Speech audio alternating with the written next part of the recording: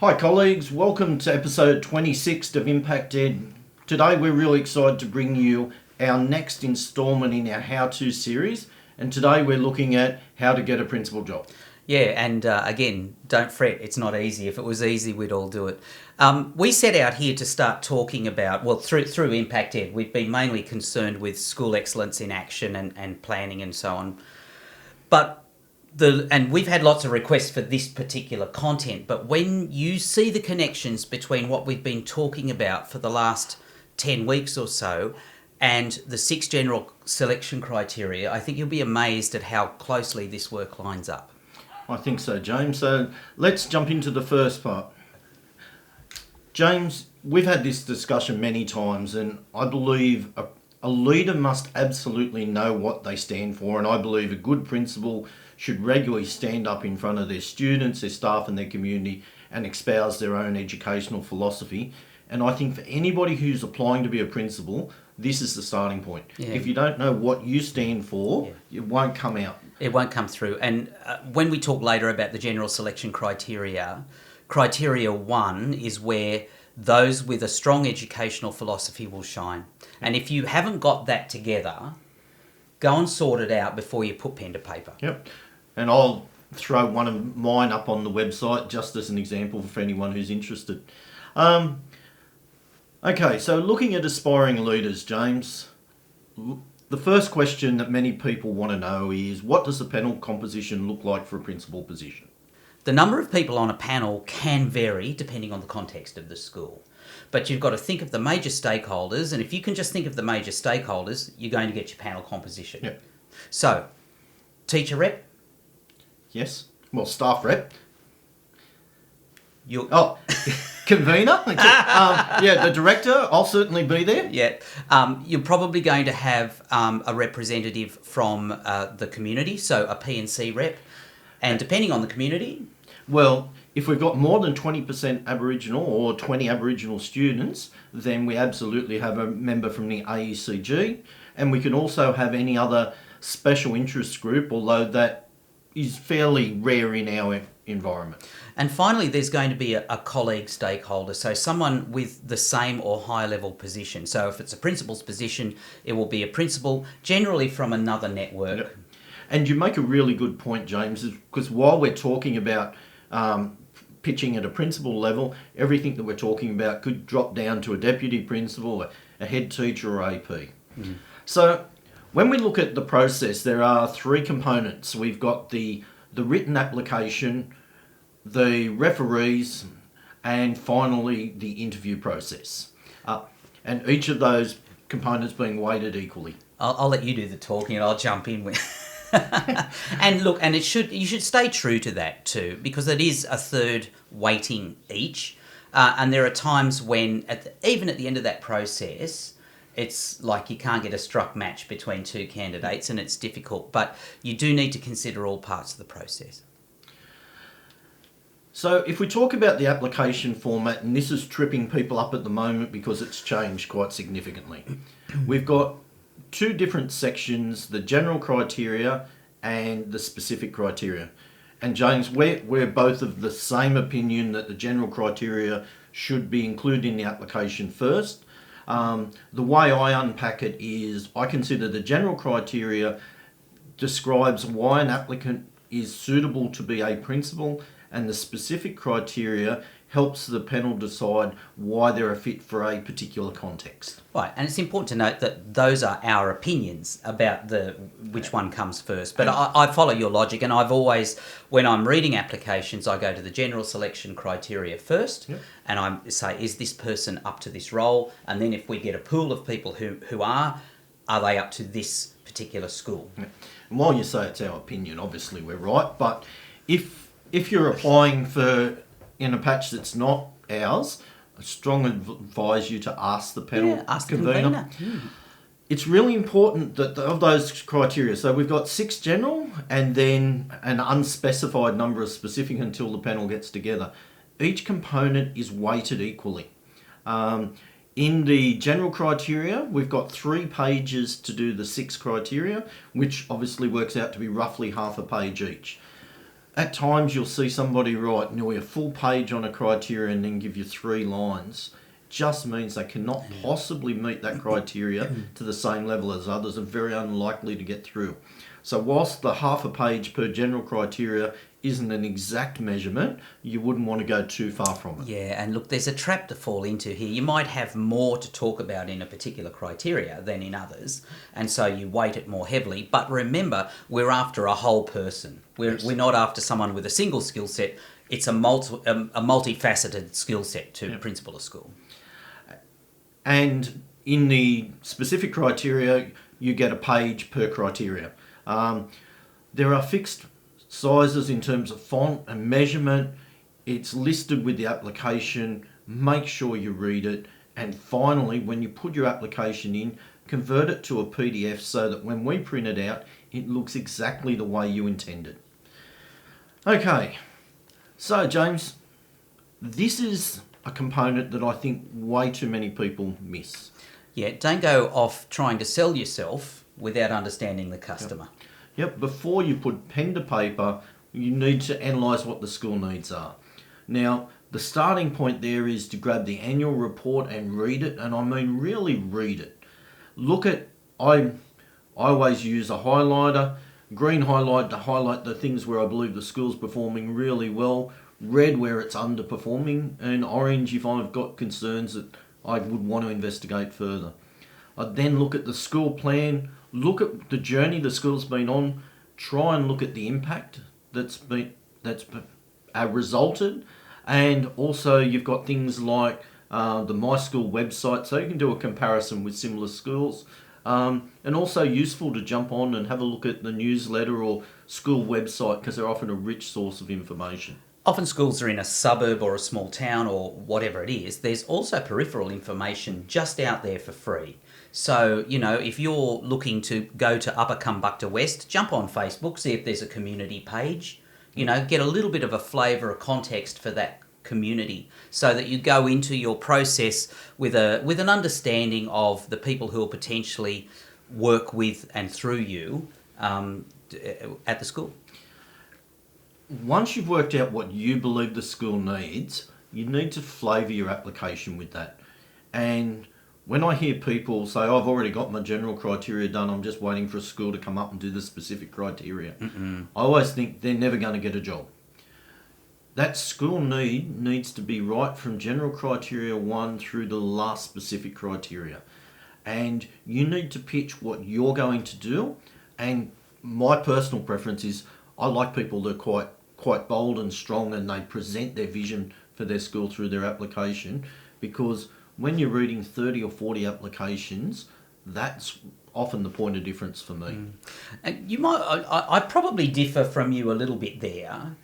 I look for people who intuitively demonstrate the skill set probably first, and you know the boldness is not necessarily a big ticket item for me, but then but that's what you're going to get, right? Yeah. With different panel members, different conveners, they're all looking for something different. But I think to sum it up, you're looking to flavour your application with the school needs, but also demonstrate that you're competent at the skills that are being examined in that particular criteria. But if you look at a school that explicitly needs to improve their numeracy, then when I'm giving examples of the work I've done and led, I would try and weight them towards numeracy to show that I have the skill set and the demonstrated success in doing what the school is looking for. Yeah, good. All right. So, key documents, James, our go-tos. Yeah, well, there's several. Obviously, the one that has probably got the most history behind it is leading and managing the school. That was up until the role description, which you've got up here, is a really good source of, I guess, description that fleshes out the role. There will be things described in here, clauses, phrases, which are language that you might want to adopt to help explain what you do and how you do it. Yep, and the 7 key areas of accountability that sit within there, whilst that document's no longer current, it absolutely still reflects the role. And if you use that language and then look at for what you've done that evidence that, I think you go a long way. We've obviously got the Australian Professional Standards for Principals, a very useful document, and it would be remiss of any applicant not to be looking at that. Yeah, I find this more of a how. If the role description is the what's deliverable, this is useful for demonstrating how good leaders go about delivering. Yep. That's my take on it. Oldie but a goodie. I remember that one. A great document with the PISO, personal, interpersonal, educational, strategic and organisational aspects, and I think that's a really good organiser. I know I used to use that for the first question at nearly every interview I've ever gone to. What knowledge, skills and attributes do you bring to the role? And finally, James, you've already talked about the principal role statement. I think that's a great one for people to be looking at, but particularly with the focus around school improvement agenda that's operating now and that absolute accountability for enhancing great results for all students. And look at the topics we've covered in the last 10 weeks. And look at those points on the principal role description. Known, valued and cared for. Students are engaged in challenge. Strong foundation in literacy and numeracy. I mean, we could have... Not accidental, was it? It's not accidental, no. And there are any number of other documents we could have put up, but these four, I think, are a great jumping point for anyone. Good. Okay, so we now get into the 6 general criteria, and that's all that we can unpack today because obviously we don't know what specific criteria might be for a job. The first one, which I think is hugely important, high-level educational leadership with the skills to lead and manage a complex public school focused on the delivery of high-quality education. Okay, this is a good one. I consider this to be a little bit of a gateway and it's a little bit generic. If you look at the wording of this one, as opposed to the other 5 in the general selection criteria, this is kind of an umbrella. This kind of says, or this is the opportunity for you to describe that you understand the job, you have a skill set, we operate within a policy framework, and that you are required to bring other people along and have multiple responses to systems and processes that get that job done. You know, James, I would have employed you because that's exactly what I look for. Somebody who knows what the job is. In all of its complexity. Yes. It's a great opportunity if somebody's had a significant relieving block to talk about what that's been, what the school looked like and what they did. There are those 7 key areas of accountability from the leading and managing the school document. You can link it to school planning, to school excellence framework. I like to see, and this is a personal belief, that either in general criteria 1 or 2, there is specific data around student outcomes that either shows high level performance or alternatively high level improvement. Has to be in one or the other for me. Sure. I agree. And I'm going to point out, for each one of these, I'm going to point out the phrase or clause that gets left out. Yep. And for me, for criteria 1, it's those 4 words focused on the delivery of high quality education. I'll read application after application where they talk at great length about their leadership skills and management skills, but forget to apply them to focusing it on delivering. Which is why I like the data there, because if you operationalise it, you should get an outcome. So remember that clause, focused on the delivery, and think about what that means for you. All right, if we have a look at number 2, James, and this one that people often, I think, get quite wrong. So the ability to lead and manage rigorous and inclusive whole school teaching and learning program. Yep. So explain to the panel how you are going to lead and manage teaching in the school. But I think you're onto it as well. What's the word in this one that people forget? Well, it's inclusive and rigorous are the 2 that I think. I think most people get rigorous, especially in the post-Scout, post-data informed age. Most people will nail that. It's the inclusive. And where, in your description of how you operate, is the nod to the disability standards, to the inclusion statement, to differentiation, to organising learning support teams, and the tin-tack stuff, which actually makes it inclusive. Yep.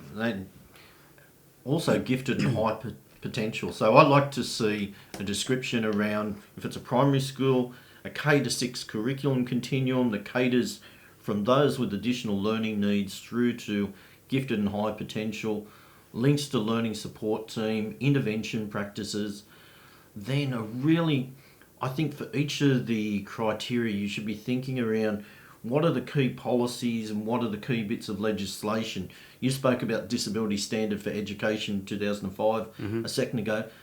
The Curriculum Planning, Programming and Assessing to Reporting to Parents K to 12 policy, It's the framework. It's the Bible for every teacher. And if somebody's not referring to it in this section, I'm ringing alarm bells. Yep. And don't forget, inclusive also means culturally inclusive. Yes. So, perspectives that are relevant to the community where the school is that you're applying for this job will need to come through there, a flavour of those as well. Now, the challenge here is half a page. I think you could write a multi-thousand word thesis on that. Look, we've got some hints at the back end of this, which will help you get the economy up in your verbiage. It's amazing for me when I'm looking at these first two criteria, when I've got applications, that I've already got people who I'm saying they've not evidenced enough in those two to go further. Okay, our third criteria, high-level communication and interpersonal skills with the capacity to build positive relationships and engage all levels of the school and educational community. Okay, and the sleeper phrase in there is all levels. Yes, it is. So how do you interrelate with students? How do you interrelate with staff, with parents, with community, with the local community of schools, with the university, with the ACG? But not just state that you do it. I want a sense of how you do it, you know. Obviously, we need to have written, oral, presentation skills in this component. We also need to look at some of the other ones that I think get missed. So conflict resolution is one that I really enjoy seeing here. Whether that's person-to-person conflict resolution, whether it's managing and resolving complaints and difficulties. Yeah, how do you have those difficult conversations, you know? The other one that I think is growing in importance is the ability to promote public education and enhance the reputation of a particular school. And that's part of your high-level communication. And this will come as no surprise to you, Steve, but you and I are getting old. But quite often the parents who come onto our panels are a lot younger than you anyway, but a lot more tech savvy, and they're hoping to see those multimedia platforms and that medium, that electronic medium between school and home. And James, whenever you conduct any sort of a review at a school, when you're talking to the parents, the thing they always say that they want is better communication. Well, all staff say the same thing too, Yes. you know. I guess the byword here is how are you going to be delivering your leadership role transparently? Yep. You know, and if you can think of why and how it's transparent, then you've probably nailed the communication thing. Yep, great. Okay. One of my favourites, number 4, the ability to lead and manage the development and performance of staff to improve teaching and learning. Now, there's two sides to this. Well, there is. Yep. And for me, I have a series of things I look for. And the bigger the school, the more I want to see right at the beginning that there's an understanding around roles and responsibilities, monitoring and supervision practices. I'm then looking to see a whole school professional learning plan that has line of sight back to the school improvement plan. Yeah. And we talk about it often, James. If you want to improve left-handed basket weaving in the classroom, the very first step is you have to enhance the teacher's capacity to deliver it. And if that link's not there, then we're unlikely to get real improvement. And I guess more of a general point here, because it cuts across all of the criteria, but you need to sort out in your head your understanding of the difference between leading and managing, because they're completely different things. One's about setting agendas, taking people along for a ride. The other is about systems and processes. Yep. I also like to look for things like the ability to induct teachers requiring accreditation, manage accreditation generally going through to the higher levels, but also to look at staff experiencing difficulty, that ability to have tough conversations, to provide informal and where appropriate formal support, and remembering that the very best outcome is if there is formal support that we help a teacher get back on track, but if we're unable to do that, and with the best help, then to have that strength to call a teacher's performance as unsatisfactory. And there's a piece that isn't explicitly mentioned but is definitely inferred in here, and that's the culture of the school. There's a huge culture component. And the point at which you can have a difficult conversation without ramifications, contentious ramifications, means that you've got that culture piece right. Yeah, that's a great call out. Okay, our ability to plan systems and manage resource effectively and equitably to enhance teaching and learning. And James, you've been doing it in everything. That enhance is the verb that is regularly missed for me. Is it? Equitably can often be missed as well there. Yep. Okay. But yeah, I'll go with yours. Enhance teaching and learning. So have you focused all of your chess pieces, if I can use that metaphor? It includes your money, your people, your goodwill, everything that's at your disposal should be focused on enhancement of teaching. Yep. And the very first stop point here is usually around the school improvement plan linked to the financial management of the school, allocating resources, and I really like to see some evidence so that if we've done all this, what's been the outcome? Now, this year of all years, and especially towards the end of this series of videos, plan systems, manage resources has absolute explicit link to the new planning modules, the School Excellence in Action. So it is that. And one of the biggest, actually the biggest resource in our school is our human resources. Mm-hmm. So if it's a primary school, I look to see that the applicant knows the enrolment process, can enrol students according to the policy, can form class structures that are pedagogically sound, can then staff them with permanent temp and casuals, and know that process. In a high school, to me, I'm really looking for that capacity to manage a large timetable, to provide a breadth of curriculum, then to staff it with highly experienced staff, or highly capable if not experienced, and lead to outstanding results for students. Health and safety is one that's often been in there. To be quite honest, James, in half a page, it's probably the one now that I care about least. It's whilst it's important, it's a management process that we can provide probably very good support. a wider nod to compliance systems. The department's compliance systems is probably wise to put in there so that we understand that they understand that it's a requirement. But yes, I'm with you. I'm looking at this person's capacity to bring those resources to bear on raising student outcomes. Great. Okay, and we get to the last in our general criteria, the capacity to lead staff in implementing the department's Aboriginal education policies and to ensure quality outcomes for Aboriginal people. There's two sides to this. Yeah, There's two sides to the policy. Yep. Well, the first thing that I expect is that they name the policy, and it's amazing the number of people that either refer to the generic policies that exist somewhere or call it the wrong thing. But the second is to understand it. The sole intent, or the primary intent of the policy, is the elimination of the disparity gap. And if I can't see quality outcomes as an enhanced result for Aboriginal students and their families, then you're not going to get very far in this section with me. Okay. And, the policy itself calls out those complementary aspects of respecting, enhancing, promoting Aboriginal culture, which I think a lot of people go straight there, but they don't move across to enhancing outcomes of Aboriginal students. We've also just signed a new 10-year partnership agreement with the AECG as our primary consultative group, and I expect to see that there's genuine consultation and collaboration going on with the local AECG that promotes and enhances the learning within the school. Relationships with communities are probably the most important aspect of you enabling this. And so there's that lens as well. Is this person capable of forging those high-level collaborative relationships with the local community through the AECG, who are our peak body, And if the answer to any of those is a bit iffy, then I'm with you. They won't get far in this part of this criteria. Okay, so James, you mentioned before we had some tips.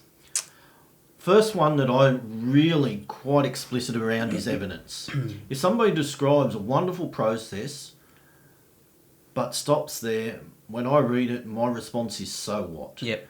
I want to see data that shows impact of the process. Or a description of the outcome. Yep, but something's got to have happened if it was worthwhile. Yep. I want to see that the candidate is not claiming other people's work. There are some enormous claims that go on in CVs. They might have climbed Mount Sugarloaf, but by the time it gets to the page, it's Mount Everest. And it's amazing the number of times that I've been on a panel where the panel says, well, where's the principal? Are they out, on a sun lounge drinking pina coladas while this person runs the school? And it's okay to demonstrate your capacity through collaboration with whoever's running the thing. Yep. I became indispensable to the principal in delivering blah, blah. And or to call out that under the delegated authority of the principal, I led this, if you genuinely led it.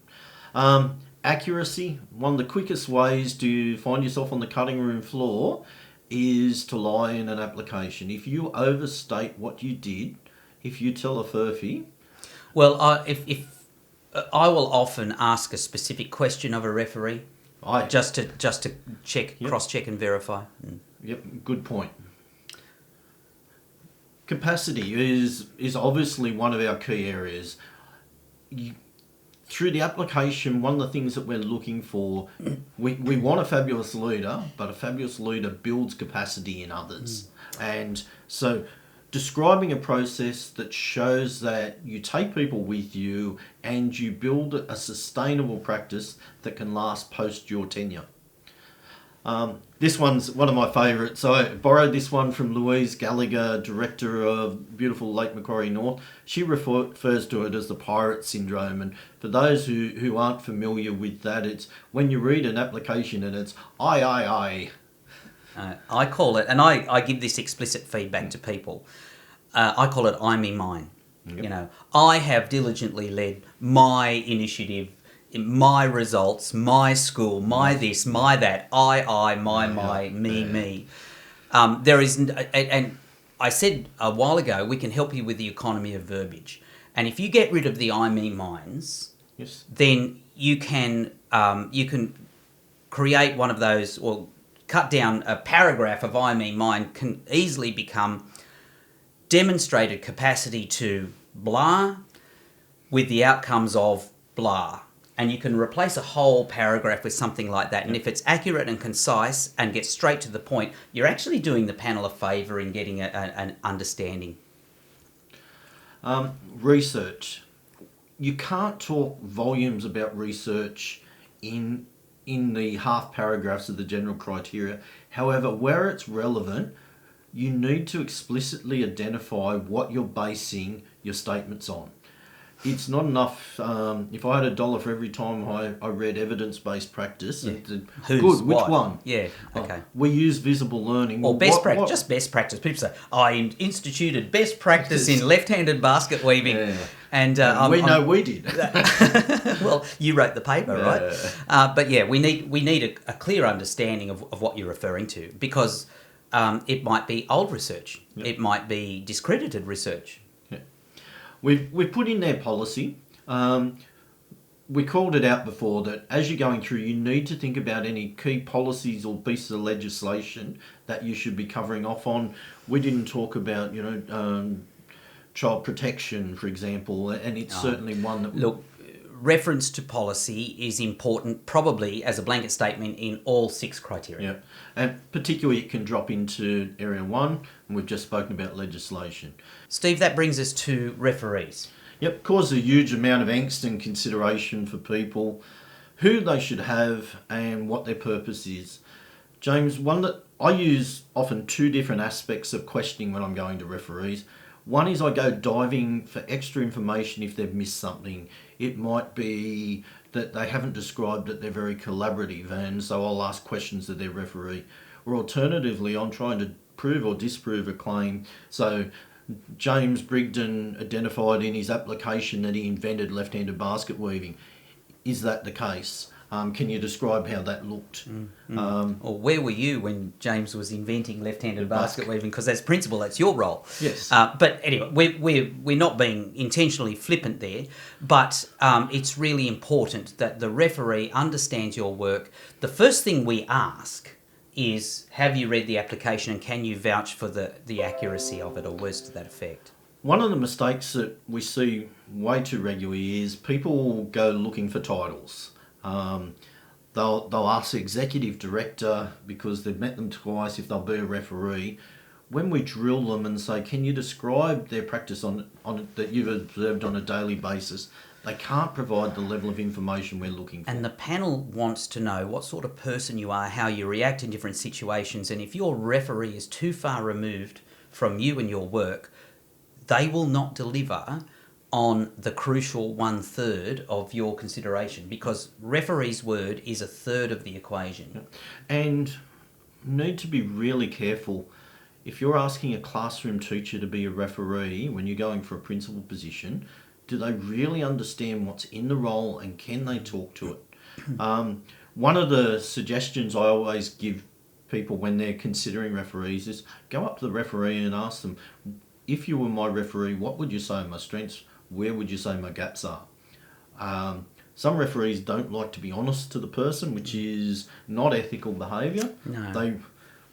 We don't want referees that shot people when we go to do the referee check.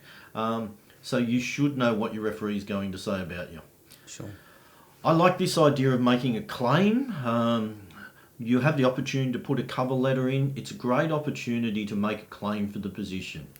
And by claim, you're saying, and I would use different language. I would say project yourself into the role, and it's really important that, especially if it's a sizable step for you. If you're going from, let's say, assistant principal to a teaching principal, or a teaching principal to maybe a quite larger school, people on the panel will be going, oh, gee, I don't know, is this person up to that job? This is your opportunity, either in a cover letter or at the beginning of each criteria, to project, I would deliver this role in the following way. Yeah, and I like making it in the cover letter, simply because you can make the claim of where you want to take the school, what your vision is for the school, and your skill set. I think those opening STEM statements now, people with half a page in the general criteria have got to be really very considered. I've read some that are a paragraph, James, and you get to the end of it and think, so what, you and everybody else? If you're going to put something in there, you've got to be very direct. Likewise, if you put a projection statement at the end, if you're going to give me every day will be sunny and every child will have a smile, and I'm going to read that and say the rainbows and unicorns clause. You and everybody else. Whereas if you explicitly, like, let's say it was section 2 and you say, I've observed that the school has a gap in numeracy of 12 points compared to similar schools. I have the capacity to introduce professional learning that will blah, blah. Yeah. And you eliminate that disparity gap in 3 years, all of a sudden I'm far more excited. Sure. This last one, James. Please proofread. Proofread for, it's only me, but a badly placed apostrophe is enough to make me angry. But this is your best work. Yeah. And if you can't spell, you can't get the grammar right, God forbid you can't get the name of the school, then guess what? You can't get the job. Yeah. I think it's that simple. The other thing that I'd say here, James, and you say I'm a cranky old so-and-so regularly, which I'll live up to, don't say I've been too busy. Say this wasn't important enough. If you haven't devoted the time you need to produce a quality application, don't embarrass yourself. Do not submit it. Because it's something that people may remember. I don't know where you sit on this fence, or this particular fence, but I'm not a big fan of overly flamboyant desktop publishing either. I mean, I think keep it succinct. Well, who's got room to anyway with the new See, that's rules? really interesting because the third criteria around communication, one of the things that I've always believed is your whole application shows your capacity to communicate. And I think we live in a visual age and you need to have some level of desktop publishing. It doesn't have to be over the top. And you're right, there's not a lot of room. I don't want to see photos. I don't want to see school crests. I don't want to see that. I want to see succinct, clear, plain English that communicates to every member of the panel. Don't forget, the minute you start throwing acronyms around, you've probably lost a couple of people on the panel who don't necessarily know what they mean. And it's like any academic paper. If you spell it out the first time, put it in brackets, then you can use the shortened version. One thing that I've seen some people do as an appendix, James, they'll list every acronym that they use, which I think is incredibly clever because often our parents and community or our AECG rep might not be familiar with those, and sometimes the directors. Yeah, okay. That's a fair point. Anyway, yeah, that's a lot to consider, but it's an important thing, and it's you putting yourself on the page. So just remember that. We want an essence of you. The role of principal is an absolutely treasured position, and it's an honour to lead any school and the impact that you can have on so many lives. This is a great process. It's meant to be difficult because we have to discriminate and get the best person, and that's our commitment to be the best education system in Australia and one of the finest in the world. We hope that you're inspired to really give it a crack.